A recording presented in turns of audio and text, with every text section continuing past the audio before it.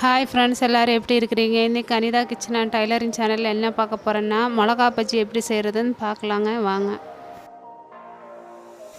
கழுவி சுத்தம் பண்ணி வச்சுருக்கிற மிளகாவை ரெண்டாக கட் பண்ணிக்கலாங்க.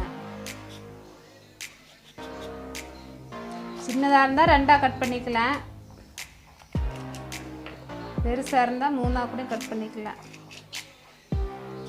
குழந்தைகளெல்லாம் சாப்பிட்ற மாதிரி இருந்துச்சுன்னா உள்ளே இருக்கிற விதையை எடுத்துருங்க.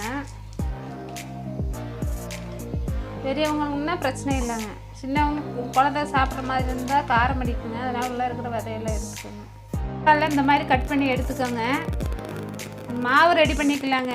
தேவையான பொருட்கள்: 1 கப் கடலை மாவு,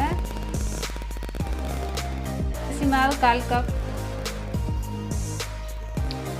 மைதா மாவு 2 ஸ்பூன், மிளகாத்தூள் 1 ஸ்பூன், சோடா உப்பு 1/4 ஸ்பூன், பெருங்காயத்தூள் தேவையான அளவு, உப்பு தேவையான அளவு. தண்ணி ஊற்றி கொஞ்சம் கொஞ்சமாக தண்ணி ஊற்றி அளவாக கலக்கிக்கலாங்க. இந்த மாதிரி கட்டி இல்லாமல் இந்த மாதிரி கரைச்சி எடுத்துக்கோங்க. மாவை எடுத்து மாவில் இந்த மாதிரி டிப் பண்ணி எண்ணெயில் போட்டு பொரிச்சு எடுத்துக்கலாங்க. மாவு நல்லா டிப் பண்ணி எண்ணெயில் பொரிச்சுக்கலாங்க.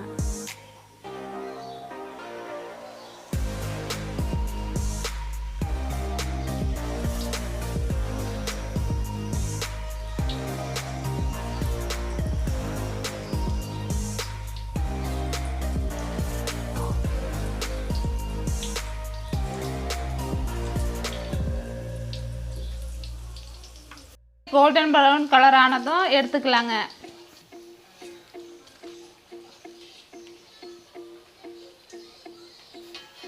இந்த மாதிரி டிஷ்யூ பேப்பரில் வச்சுக்கலாங்க. எக்ஸ்ட்ரா எண்ணெய் எல்லாம் இருந்துச்சுன்னா